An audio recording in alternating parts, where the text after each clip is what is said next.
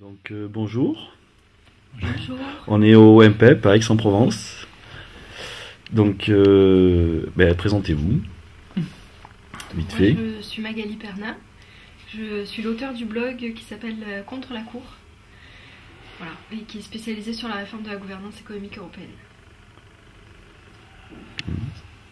Étienne Chouard, moi je m'occupe d'un site aussi qui s'appelle Le Plan C. Pourquoi il s'appelle Contre la Cour, le tien? Il y a un sens Ouais, c'est parce que j'ai bien aimé le bouquin de Dominique de Villepin. Je sais que je suis une ancienne... je participais à... J'ai essayé de l'aider, quoi, ouais. À reprendre du poids en politique. Et j'ai lu son livre qui s'appelle L'Esprit de Cour. Ah oui. Et à l'intérieur, il y a un passage qui est assez sympa où il essaie de faire comprendre aux citoyens qu'il faut reprendre le dessus et que les partis politiques souvent s'apparentent, ou même la vie politique française en général s'apparente à vraiment la cour d'un roi. Voilà, Dominique de Villepin dit souvent les Français n'ont pas terminé leur révolution française. Et voilà, c'était plutôt... Souvent on me dit contre la cour de l'Union Européenne, contre la CJUE. Non, c'est contre l'esprit de cour. C'est comme ça que je l'entendais. Ouais. L'esprit de cour est en fait le besoin de chef des humains. Beaucoup d'humains ont besoin de chef. Ça a été évoqué cet après-midi. Et ça, c'est quelque chose qu'on ne pourra pas changer, j'ai l'impression. Il y a plein de gens qui ne sont pas prêts, qui se sous-estiment, qui ne sont pas prêts à prendre des responsabilités, à avoir des initiatives, qui ne croient pas en eux-mêmes, qui ne croient pas en leur qualité, en leur capacité à le faire, et qui donc s'en remettent presque structurellement. Je ne suis pas sûr que ça puisse changer. Ça peut changer sur un cas ou deux, mais sur une population entière. Il y a vraiment beaucoup de gens qui tiennent à avoir des chefs. Et alors, à partir du moment où tu tiens à avoir un chef, donc non seulement tu es prêt à en avoir, mais en plus, quand tu en as un, tu es content. L'esprit de cour, il va de soi, quoi, hein. Je veux dire, après ça, les courtisans tournent autour du chef. Je pense que c'est même pas forcément de la dévalorisation de la part des... je parlais des Français, mais j'ai eu l'occasion de discuter par exemple du référendum d'initiative populaire avec des collègues ou des amis. C'est quelque chose qui leur fait peur, quoi. Comment ça mais les Français sont ignorants, on voit jamais, ils répondent jamais à la question, ils répondent à côté, est-ce qu'ils sont d'accord ou pas avec le gouvernement en place? Mais à chaque fois je leur disais, mais ça c'est pas... Ça remet pas en cause le principe du référendum. C'est parce que justement il est très mal utilisé, parce que les questions sont très mal posées, parce qu'on nous oblige à répondre par oui ou par non. La question n'est pas explicitée. Donc je suis pas sûre que vraiment ce soit de la dévalorisation. À mon avis c'est plus de la peur ou de l'incompréhension. Alors, ce qui est intéressant, à chaque fois qu'on se rencontre, j'aime bien frotter un peu nos neurones sur la loi 73. Moi je suis débordé en ce moment, mais je sais qu'il y a une tâche que je dois faire, c'est de faire le point sur cette fichue loi 73, parce qu'après le travail que vous avez fait, Lior et toi, sur ce sujet, qui a mis en évidence nos erreurs, des erreurs on pensait que la loi de 73 avait bouleversé quelque chose, avait interdit quelque chose qui était possible avant. Et c'est probablement faux en partie. Je ne pense pas que ce soit faux totalement. Alors c'est ça que il faudrait faire le point des arguments complets, de la série des arguments dans un sens et dans l'autre, parce que il me semble que d'abord, la loi 73, elle a, un peu comme le traité anticonstitutionnel en 2005, a servi... J'aime bien quand tu l'appelles le traité anticonstitutionnel. Et je fais bien attention. Un peu comme ce traité n'apportait pas grand-chose de nouveau. Tu sais, tu te souviens qu'il matérialisait, il réordonnait un ensemble de traités. Ça me rappelle une conversation qu'on avait eue. Avec Lior ? Ou quand on était venu dîner chez toi, et où Lior et moi, on t'avait avoué, du moins j'aurais dû parler que pour moi, où je t'ai avoué que j'avais voté oui au traité, parce que, en fin de compte, il améliorait l'existant. Au final, et c'est pas faux, c'est vrai. C'est pas faux. Et alors, tu m'avais dit quelque chose qui m'a marqué, je crois que ça me marquera toute ma vie. Tu m'as dit, écoute Magali, c'est comme si, jusqu'à présent, c'est comme si une femme, elle se faisait violer une fois par jour. Et qu'on lui présentait un papier en lui disant, bon maintenant, ça sera juste une fois par semaine. Et t'es d'accord, mais c'est mieux. Alors tu signes. C'est exactement ça. Et je me suis sentie bête. Je me suis dit, oui, on se faisait violer, on se fait un peu moins violer et on est prié d'accepter parce qu'une fois que tu as accepté, là ça finira plus jamais, tu pourras plus te révolter. Ouais. C'est ça l'objectif, c'est de nous amener à dire oui.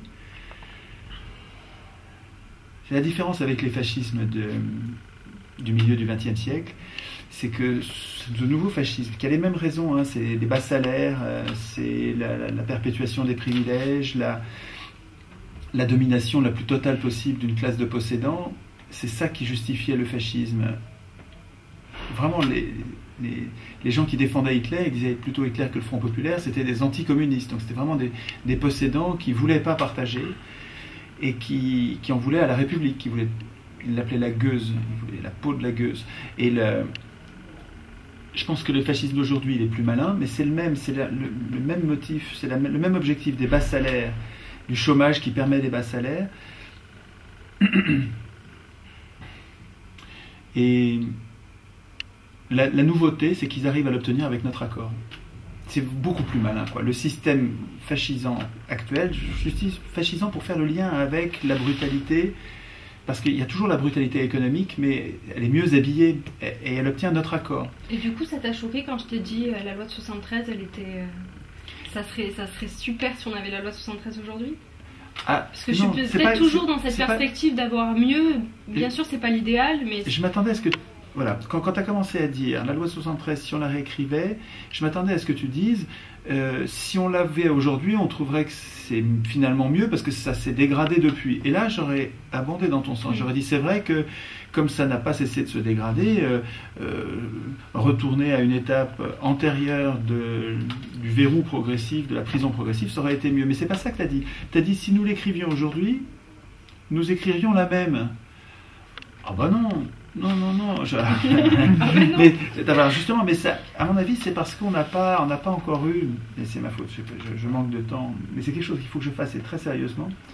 On n'a pas eu le temps de faire le point, où est-ce qu'on en est, depuis que Alain Beyton a parlé de ça et il nous a mis la puce à l'oreille, de façon désagréable, inutilement désagréable, parce que quand il traite les gens de fascistes, ça donne pas envie de discuter, hein. Mais il a mis en évidence un truc, c'est une erreur, mais en même temps, si tu veux, cette loi de 73, elle nous sert de révélateur. Je reprends l'image que je prenais tout à l'heure. Le traité anticonstitutionnel de 2005 nous a rendu sensibles, nous a rendu visibles un projet de domination que nous ne voyions pas auparavant. Auparavant, on ne le voyait pas. Et le traité et le référendum qui allait avec nous ont rendu sensibles quelque chose qui était dangereux. Et donc, c'est pas lui-même qui était dangereux. Les traités depuis 1957 étaient dangereux, étaient déjà antidémocratiques, anti-républicains, antisociaux, depuis 1957. Je pense que la loi 73 joue un peu le même rôle, c'est-à-dire qu'elle nous rend sensibles une dépossession de l'État de la création monétaire, une mise sous tutelle par rapport au marché financier. Finalement, un sabordage politique, ça nous rend sensibles à un sabordage politique, et comme ça nous le rend sensible, on se dit que ça a commencé là, et c'est une erreur. Voilà, on s'est trompé sur le fait. C'est vrai que ça, puisque, en tout cas c'est vrai, en 1936, la règle existait aussi. En 1936, l'interdiction pour l'État de présenter ses effets à l'escompte existait déjà.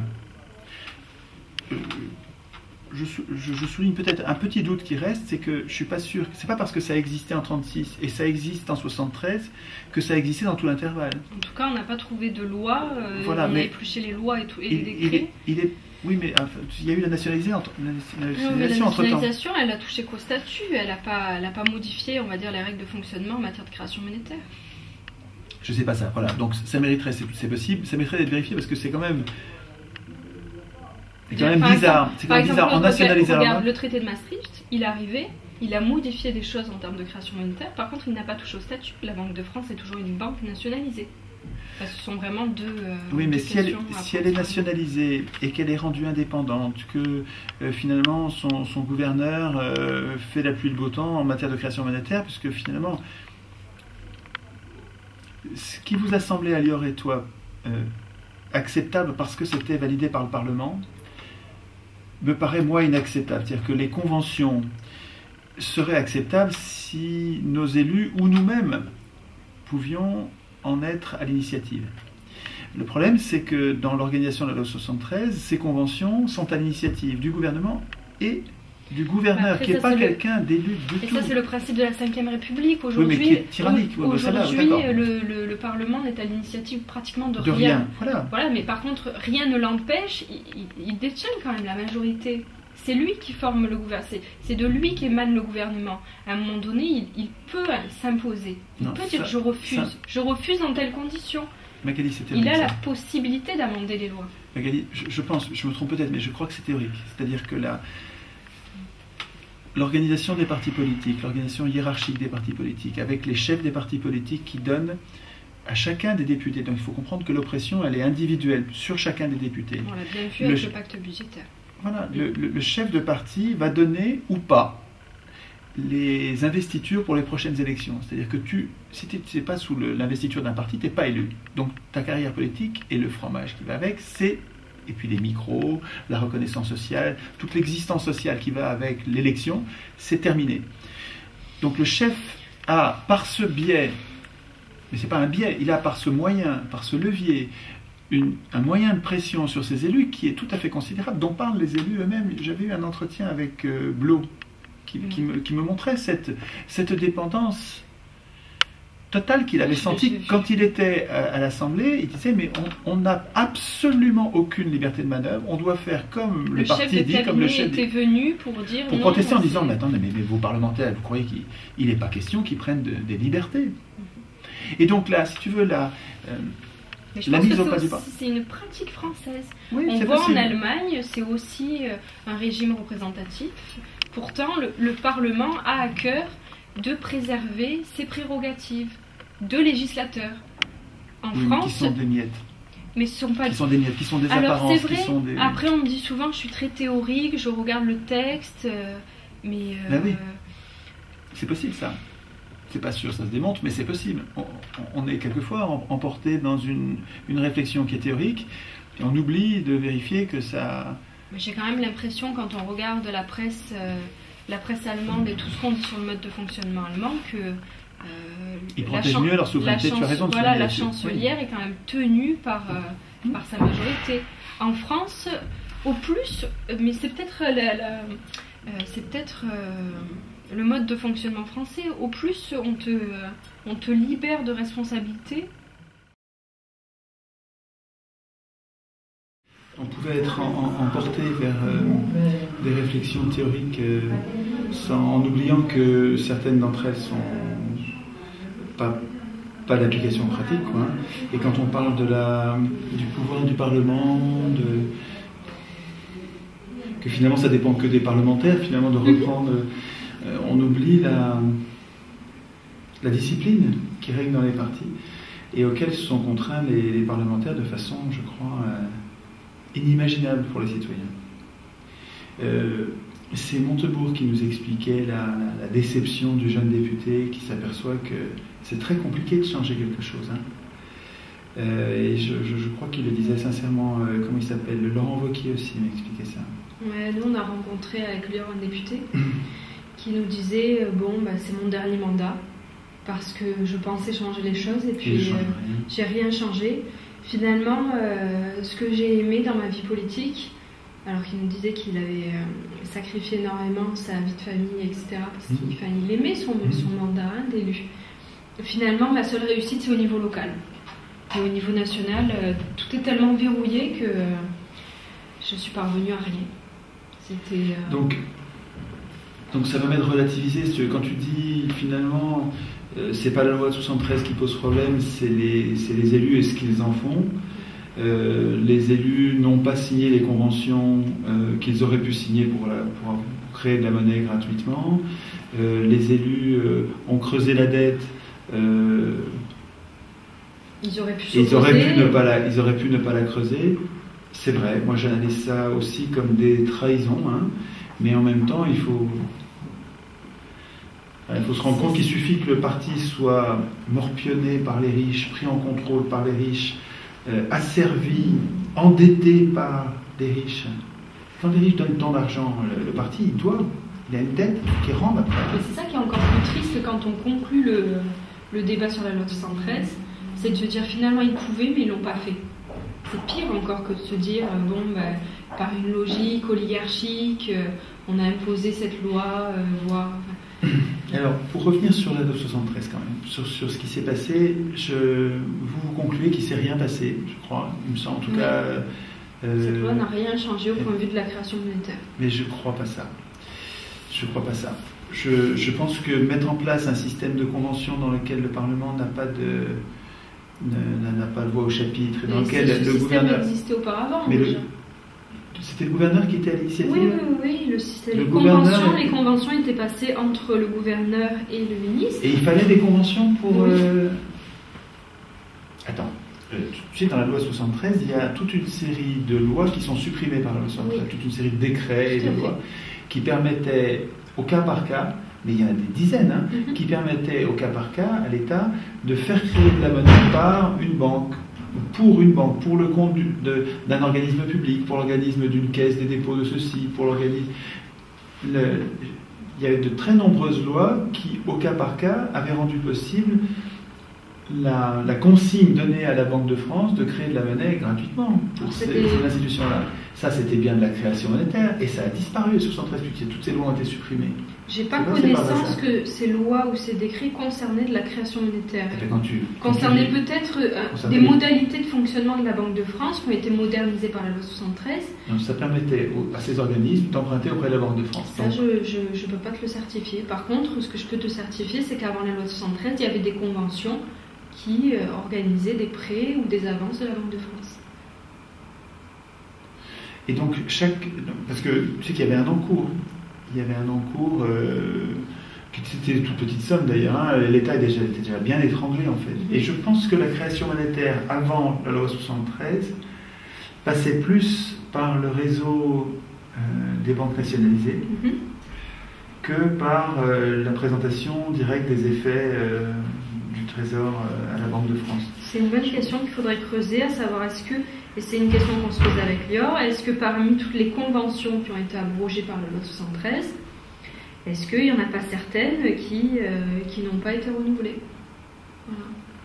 Et notamment, on se posait la question de savoir, on sait que le plafond qui a été créé par la Convention de décembre 73 est le même, il ne fait que reconduire le plafond de prêts et des avances qui était accordé par la Banque de France avant la loi 73.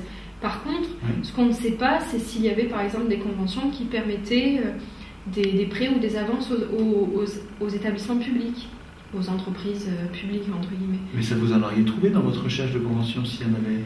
Mais il faudrait peut-être creuser davantage.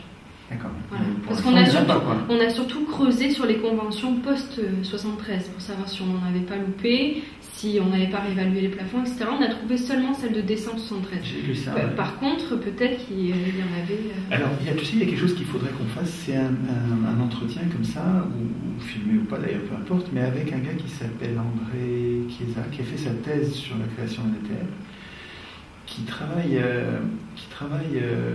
dans l'administration, je ne sais plus exactement à quel endroit, mais tout proche. C'est lui qui recevait les présentations des escomptes du Trésor, et qui dit, alors ça il faut vérifier, puis qui est capable de donner les documents, qui dit, mais l'État empruntait auprès de la Banque centrale avant 73 et après aussi, jusqu'en 2000. Il a emprunté jusqu'en 2000. Alors moi je pensais que ça s'était arrêté en 92, 93. Non. Mais il dit, nous on a continué à prêter.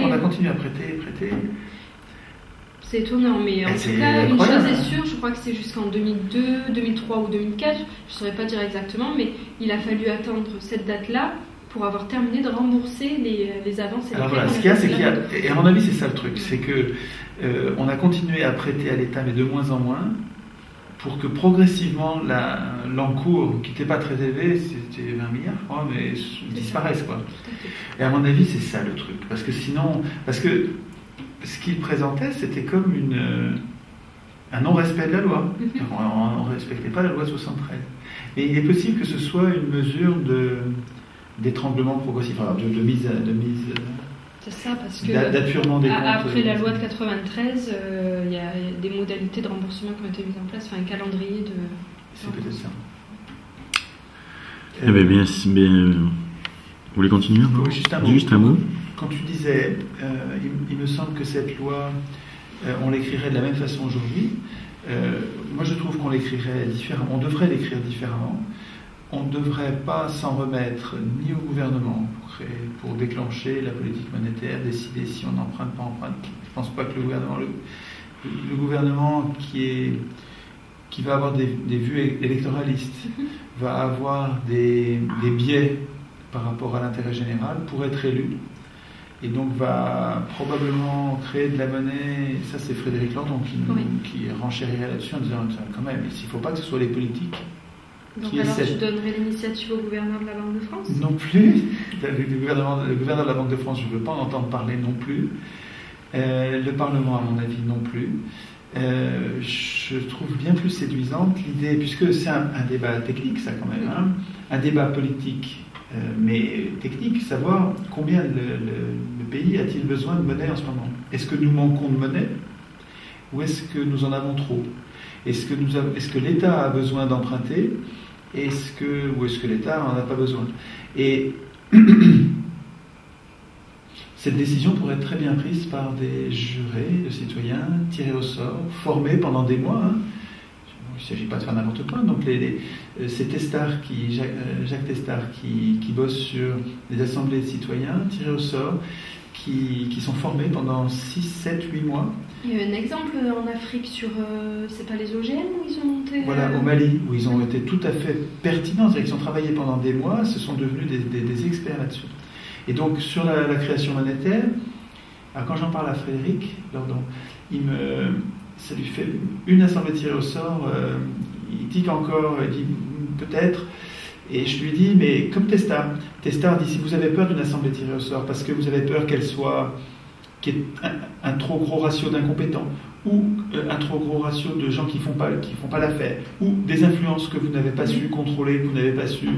Donc, vous avez peur de cette assemblée constituante, vous avez peur qu'elle ait été circonvenue et trompée par des influences extérieures. Dans ce cas-là, n'en tirez pas une. Vous en tirez 4 aux 4 coins du pays.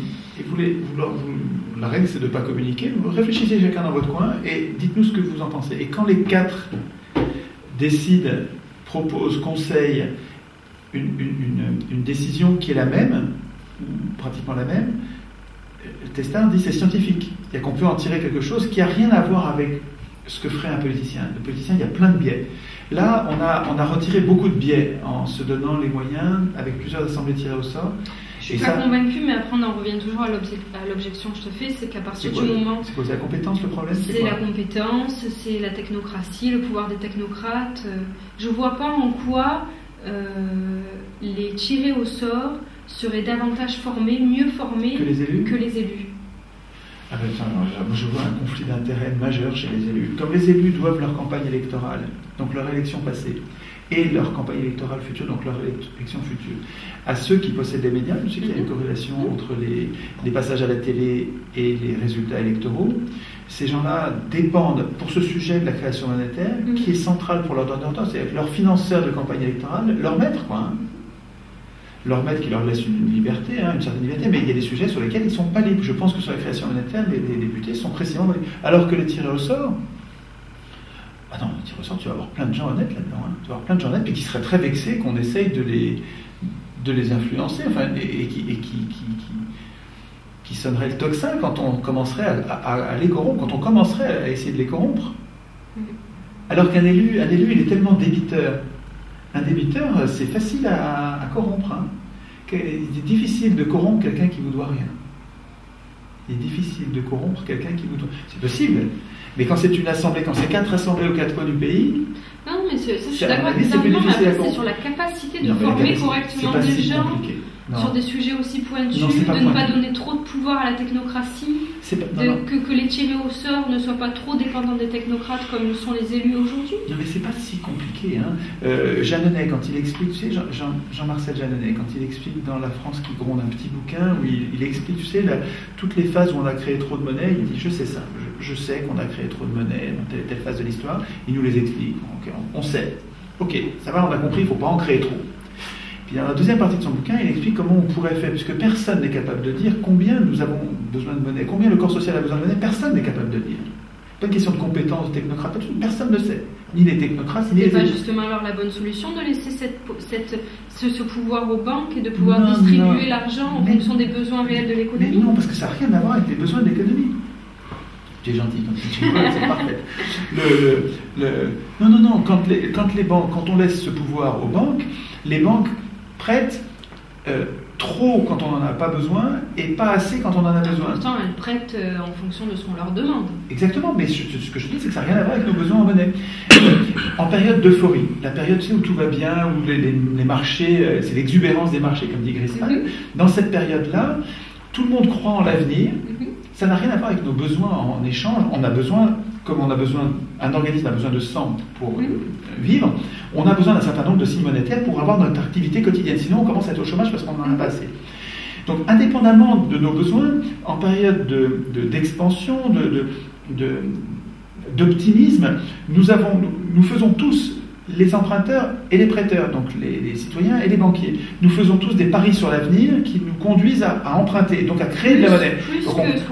Plus que ce qu'on devrait. Alors, c'est moins dramatique, tu vois, que la situation inverse quand ça se retourne. Mais donc c'est quand même problématique parce que dans cette situation où on a trop d'argent, on le place plus volontiers en prenant des risques et on prend des risques inconsidérés, ce qui donne des spéculations éhontées.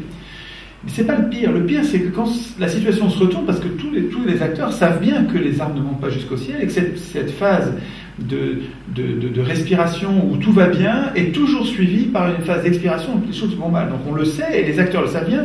Ils attendent ce moment pour pas se faire gruger et pour pas être les derniers à se rendre compte du truc, pour être les premiers à changer et pas perdre, pas se faire plumer. Mais au moment où ça se retourne, le marché est complètement moutonnier et devient pessimiste ne croit plus en l'avenir, n'emprunte plus, ne prête plus, donc les banques ne prêtent plus, les gens n'empruntent plus. Ça n'a rien à voir avec nos besoins en signes monétaires. Nos signes monétaires, on a toujours les acteurs, le boulanger, le boucher, l'artisan, le maçon, tous ces gens-là ont besoin de vivre et ont besoin de leurs échanges monétaires. Ces besoins-là, ils sont financés, mais à beaucoup plus cher. Alors, ils ne sont pas financés. Non, attends. Ce qui se passe dans la phase de décélération, on continue à rembourser les échéanciers de la période d'euphorie à vitesse égale, et par contre, on n'emprunte plus. On n'emprunte plus, ça veut dire que le robinet qui alimentait en monnaie nouvelle s'arrête. Donc là, tu as la baignoire avec la masse monétaire, le nombre de signes monétaires qui est à notre disposition pour agir, diminue. Et c'est là qu'on voit le chômage qui apparaît et qui a absolument... Il n'y a pas de raison de créer moins de monnaie quand nous sommes tristes. C'est absurde ça. Non, donc je peux pas me faire l'avocat du diable de la main invisible de... Non, ça c'est compliqué. Tant pis. Donc, ce que disait Jeanneney, c'est, puisque personne ne sait quelle est la quantité dont nous avons besoin dans notre corps social pour faire les échanges, puisque personne ne le sait, dit Jeanneney, soyons prudents et pragmatiques. Créons de la monnaie, mais pas de la monnaie dette, pas de la monnaie scripturale, la fausse monnaie éphémère qui va disparaître, qui coûte la peau du dos, qui est rare, qui est faite par les banques privées, pas la monnaie privée. Créons, dit Jeanneney, de la monnaie publique, donc des billets de banque, permanente, qui n'aura pas besoin de rembourser, gratuite, il n'y aura pas d'intérêt à rembourser, c'est gratuite, et on la distribue aux gens normaux, dans leur poche. On passe même pas par une banque qui elle-même va distribuer. Non. On l'envoie par la poste. On donne de l'argent liquide à tous les citoyens. Enfants, adultes, vieillards, tout le monde. Et du coup, ça recoupe l'argument de André Jacques qui dit quand on a besoin de moins d'argent, on le garde, l'État le garde via l'impôt. Voilà, exactement. C'est ce qu'on fera. Alors, ce que dit Jeanneney, c'est l'État pourrait réguler en distribuant de la monnaie quand il a l'impression que les facteurs de production, donc les usines, sont sous-utilisés et qu'il y a du chômage, on a une sous-activité. L'État pourrait, dit Jadonnet, et là ça pourrait être nos assemblées tirées au sort qui décident la quantité qu'on injecte. On envoie, il disait 3 000 francs, donc c'était avant l'euro, il disait on injecte 3 000 francs dans la poche des gens, et puis on regarde, on attend. On attend 6 mois. Si ça fait de l'inflation, c'est qu'il n'y avait pas, cette sous-utilisation des facteurs de production et on a créé de la rareté, donc on arrête. On laisse la monnaie se dévaluer progressivement et on arrête. Par contre, si on observe qu'il n'y a pas d'inflation, c'est qu'on a bien fait. On a fait tourner la machine, on a donné du pouvoir d'achat qui a permis d'acheter, qui a permis de travailler, qui a permis de vivre, qui a permis aux gens de vivre. On a bien fait. Et 6 mois après, s'il n'y a pas eu d'inflation, on recommence. Et ça, les assemblées tirées au sort, elles peuvent le faire avec de la monnaie permanente. Au lieu de ça, ce que font les gouvernants aujourd'hui, c'est qu'ils distribuent de la fausse monnaie, la monnaie éphémère, là. Et à qui ils la donnent en plus? Ils la donnent aux banquiers au lieu de la donner aux gens. Alors, les banquiers devraient aller en prison et au lieu de ça, on les goinfre en milliards. Donc, à mon avis, si nous créions une loi 73 à notre façon, une loi monétaire, on la ferait très différemment. Je ne suis pas convaincue. Tu la créerais aussi après, tout dépend de ce que tu entends par contrôle du Parlement, ce que tu entends par gouverneur, ce que tu entends par gouvernement. Si tu arrives à reprendre le contrôle du Parlement, tu veux me dire, si c'est un vrai Parlement qui joue bien son rôle et qui défend l'intérêt. Oui. Voilà. Oui. Ouais. Il faut qu'on ait auparavant réécrit nous-mêmes notre Constitution. Quoi. Voilà. Alors, on est tellement d'accord.